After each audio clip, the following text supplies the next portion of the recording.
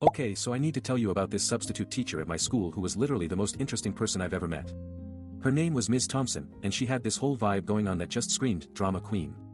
She was always showing up late, wearing these crazy outfits that seemed like they belonged in a thrift store, and her hair looked like she stuck her finger in a socket. At first, I thought it was all just an act to get attention from the students, but as I got to know her better, I realized there was more to her than meets the eye. She had this aura about her that commanded respect, even if you didn't want to admit it. And then there were these whispers around school that she used to be a professional cage fighter or something. Which what? I know some people might think that's just crazy talk, but Ms. Thompson was dead serious when she told us about her experiences in the fighting ring. She had this whole story about how she left a career in corporate law behind to pursue her passion for kickboxing and became one of the top female fighters in the world. I mean, it sounded too wild to be true, but there were these grainy old videos on YouTube that showed her competing in some underground fight league. And I know what you're thinking, how did she go from being a successful lawyer to a substitute teacher in suburban America? But Ms. Thompson just laughed it off and said something about needing a change of pace and wanting to inspire the next generation with her street cred. At first, we all thought it was just a marketing ploy to make herself seem more interesting, but as she started showing up for our classes, I realized that there was actually something more going on. She had this way of commanding attention in the classroom that was both captivating and unnerving. She'd tell these outlandish stories about her time in the fighting ring and how it taught her discipline and focus.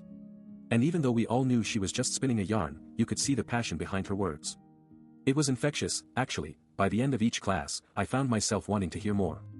One day, Darius and Finn came up to me after class and asked if they could meet with Ms. Thompson. Apparently, they were both huge fans of hers from back home in LA, where she used to compete in these underground fight leagues. They told me that they'd heard rumors about a mysterious figure who had been stalking her for years, threatening to expose some dark secret from her past. Which what? I was totally skeptical at first, but as I started talking to Ms. Thompson more, I realized that she seemed genuinely shaken by the whole thing. She kept glancing over her shoulder, nervously asking us if anyone had noticed anything suspicious. And then there were these weird, cryptic messages that started showing up on our school's anonymous tip line, things like, "You don't know what's coming," and "The truth will be revealed soon." Anyway, I'm still trying to process all of this drama, but I have a feeling that it's only just beginning. Ms. Thompson seemed determined to get to the bottom of whatever was going on, even if it meant putting herself in harm's way. And now, with those creepy messages and rumors swirling around her like a tornado, I'm not sure what's real and what's just some wild conspiracy theory. But that's where we're left off for today, folks. As the days went by, Callie found herself becoming more and more entrenched in Ms. Thompson's investigation. She'd spend hours poring over police reports and school records, trying to find any connection between the strange events and their substitute teacher. Darius, who had initially been skeptical of the whole thing, was starting to come around. His curiosity about the mysterious messages had gotten the better of him, and he found himself sneaking into Ms. Thompson's office to see what she'd uncovered. Meanwhile, Finn had been acting weirdly too. At first, Callie thought it was just nerves about the whole situation, but as the days went by, she started to notice that he'd be gone for hours at a time, always saying he had to go get some stuff from his car or something. And then there were the strange texts he'd been sending her, cryptic messages that seemed to hint at an even deeper connection between Finn and Ms. Thompson than Callie had initially thought. But it wasn't until they all received a note in their classrooms, addressed to them individually, that things really started to escalate. The note was from an unknown sender, and it read, "You're playing with fire, Thompson. Don't say I didn't warn you." Callie felt a chill run down her spine as she read the words on the note. Whoever had sent this was clearly getting desperate, and they were not going to stop until they'd gotten their way. She turned to Darius and Finn, who were watching her with wide eyes, and whispered, "I think we're in over our heads." Darius's face was set in a determined expression. "We need to keep digging," he said. "We can't just sit back and wait for whatever is coming our way." But before anyone could respond, the classroom door burst open and Ms. Thompson strode in, her eyes blazing with a fierce determination. "Girls, I've got some news," she said, holding up a small piece of paper. "I've been digging through some old police files, and it looks like we have a real lead on what's going on." She paused for dramatic effect, then handed the note to Callie, who felt her heart skip a beat as she saw the name scribbled on the bottom, Finn. "What does it mean?" Darius asked, his voice barely above a whisper. Ms. Thompson hesitated for a moment before speaking, but just as she did, the school's intercom system crackled to life, and a low, menacing voice spoke up, sending shivers down Callie's spine. "Attention students, we have a message from the principal." The voice on the intercom paused, allowing the weight of its words to sink in, before continuing. "Due to unforeseen circumstances, Ms. Thompson will be taking over as acting headmistress for the remainder of the year." The room fell silent, with all eyes fixed on Ms. Thompson's determined face. "Excuse me?" Finn spoke up, a hint of defiance creeping into his voice. Ms. Thompson shot him a stern look before responding, "It seems that certain individuals have seen fit to undermine my authority at every turn. But I assure you all, we will not be intimidated." The room erupted into a mixture of whispers and gasps, with Callie's eyes locked onto Finn, who seemed entirely too pleased by the development. As if on cue, the classroom door swung open once more, and in walked a tall, imposing figure dressed in a sharp black suit. "Good evening, everyone," he said, his voice dripping with an air of superiority. "I'm Mr. Jenkins, the school's new director of student affairs."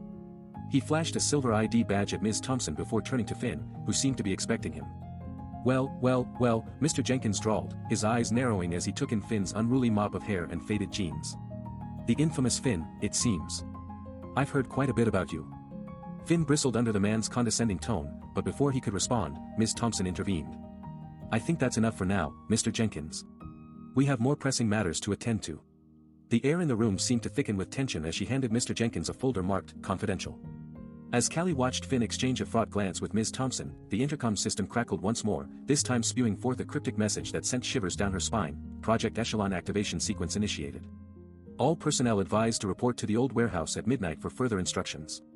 The room plunged into darkness as the lights flickered and died, leaving Callie staring blankly into the void, her mind reeling with questions. As the lights flickered back to life, Ms. Thompson's expression transformed from stern to somber. "It seems that we have more than just a substitute teacher on our hands," she began, her voice laced with an air of gravitas. Callie felt her heart sink as Mr. Jenkins handed over the folder, its contents spilling out onto the desk. The documents detailed Project Echelon, a top-secret government initiative rumored to involve mind control and manipulation. Ms. Thompson's eyes scanned the pages, her brow furrowed in concern. "It appears that our school is merely a testing ground for this program," she said, her voice heavy with regret. Callie's grip on Finn's arm tightened as understanding dawned on them both. They had stumbled into something much bigger and more sinister than they could have ever imagined. Finn's eyes narrowed. "What do you know about it?" he demanded of Ms. Thompson, his tone laced with anger. The substitute teacher's expression turned guarded, but she continued, her words measured. "I was once a test subject myself," she revealed. "My name is Dr. Helena Anders, and I was part of Project Echelon back in the 1970s. Callie felt like she'd been punched in the gut as the room seemed to spin around her. She stumbled backward, Finn's grip still clinging to her arm. Dr. Anders' revelation sent shockwaves through their small group, leaving them all reeling. As the minutes ticked by, the air grew thick with tension. The room was filled with questions, but none of them seemed to hold any answers. It wasn't until Ms. Thompson handed Finn a small device that they finally began to unravel the truth. "This is your personal control module," she explained gently. "It will allow you to resist Project Echelon's influence, at least for now." Finn's eyes widened as he grasped the device, a glimmer of determination lighting his face. Callie felt a surge of hope rise within her, maybe they could still find a way out of this mess. Together, they vowed to use their newfound knowledge to take down Project Echelon and free themselves from its grasp. As the night drew to a close, Finn turned to Dr. Anders, now revealed as their substitute teacher, with a mix of gratitude and curiosity. "Why did you tell us?" he asked softly. Her eyes seemed to cloud over, lost in thought. "I wanted to give them a chance," she replied quietly.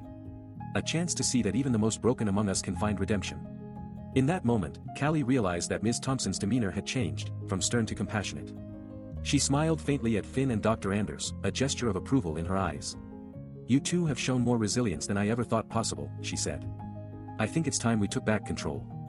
With the device clutched tightly in his hand, Finn turned to Callie and grinned, a spark of defiance in his eyes.